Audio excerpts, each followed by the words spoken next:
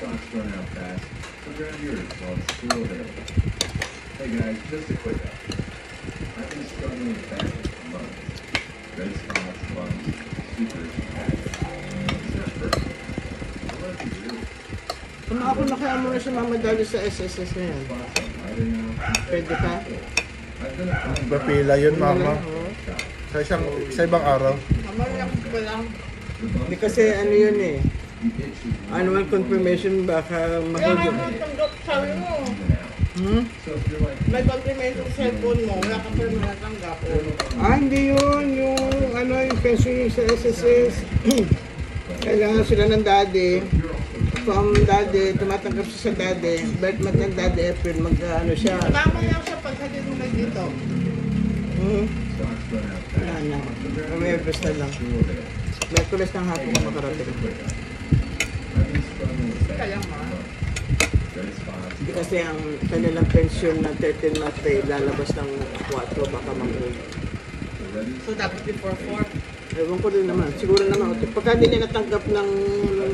Wala siya natanggap ng phone ng ano, it means nakahold yung kanyang... Paano malalaman kung may tanggap siya kung sa bangko? Hindi malalaman sa bangko kung ano. May 13 months pay sila eh. Every year. Ito ang birthday niya, 15 to 31, second anniversary, second chance siya. Yung mga first, ano, nasa December 1 yata o 2. Ayos ah. Oo, ito nga. Ako nga wala eh. Hanggang sa ano na yun? Ha? Hanggang sa... Hanggang siyang mamatay. End of life. Katulad ng dati namatay, yung kanyang SSS na punta sa mami. Oh! Hanggang kaya mami, tumatanggap sila sa daddy. Kaya yun nga, nahigpit na sila. Kailangan yung annual physical talaga. Makita ka na buhay ka pa. Hindi ka pwede magpa-authorization na... Oo! Ang day lang dahil. Saan ba yung SSS na? Bakit sa Espanya? Bakit lang?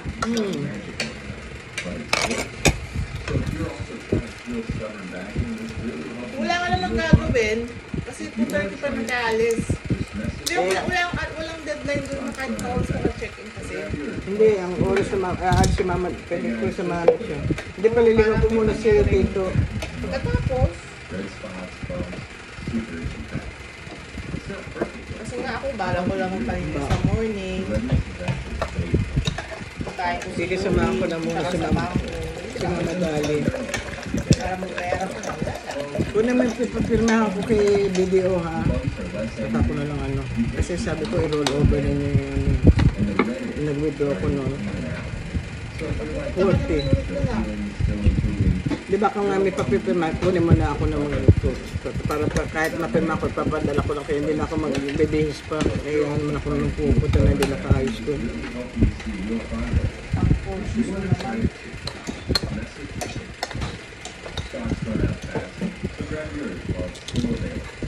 Sige, sasamahan ko na si Mama Dali ngayon.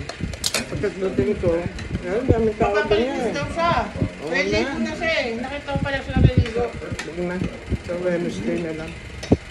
Masisira na naman ang lakad eh. Ha? Ano daw? Kala niya kasi, kala ko si Mama Dali, kahapon kami aalis. Eh wala naman kami dala kahapon nung umalis kami.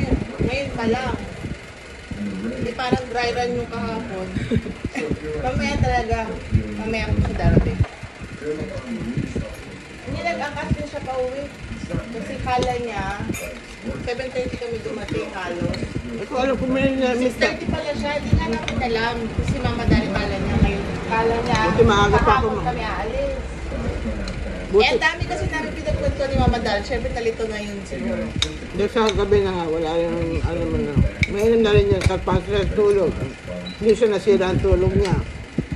Pero hindi tayo makit agad kasi alam namin si Mama Dal lang nasa taas.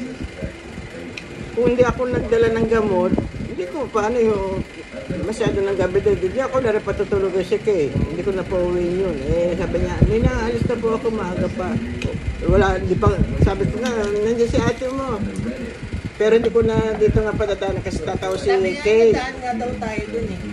Sa Dahil tayo dun minsan.